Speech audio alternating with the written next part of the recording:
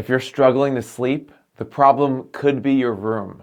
How can you restructure your room to sleep better? That's what we'll talk about in this video. Sleep is such a critical health habit, yet we are so poor at it.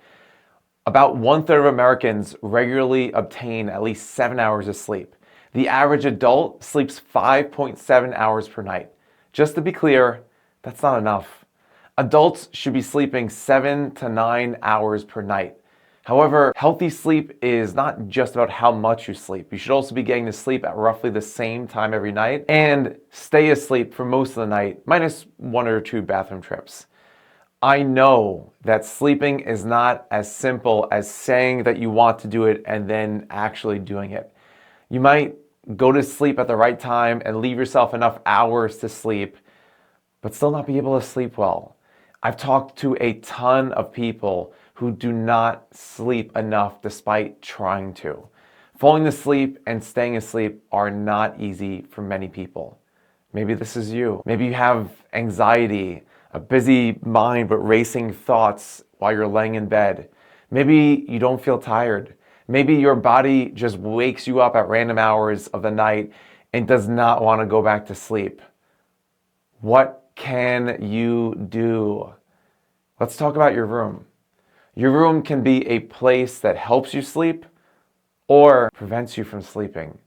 A perfect room for sleeping should meet 4 criteria: completely dark, quiet, clean, and cold. Most of these have to do with 2 underlying issues: melatonin and anxiety. Melatonin is known for being a sleep supplement, but it's actually a hormone that we produce in large amounts when we are in dark environments. Melatonin suppresses the activity levels of neurons, which are cells in the nervous system that stimulate our mind and make us alert. In other words, when we produce more melatonin, we feel sleepy. When we produce less melatonin, we feel awake. With regards to anxiety, you don't need me to tell you that it keeps people awake. You and I have both experienced trouble going to sleep because thoughts are running through our head. We're nervous about a presentation the next day or getting on an early flight. But let's get back to our 4 criteria. Light can interrupt your sleep as your body produces less melatonin when detecting light in your room.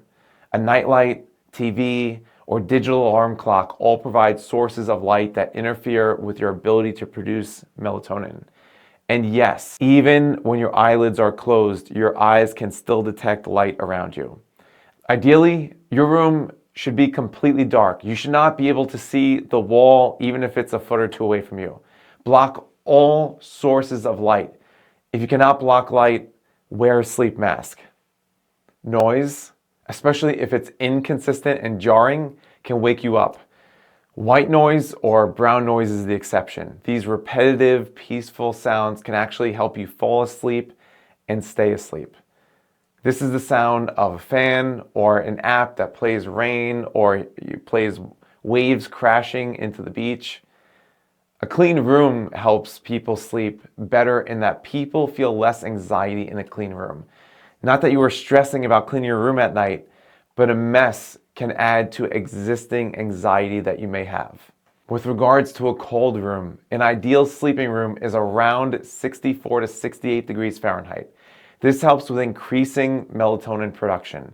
A cold room also helps facilitate the body's sleep process, which includes reducing your temperature before getting into deep levels of sleep. If your room is noisy, bright, warm, and/or messy, your room is likely interfering with your body's ability to fall asleep, stay asleep, and stay in deeper levels of sleep for enough time. It might be time to change your bedroom.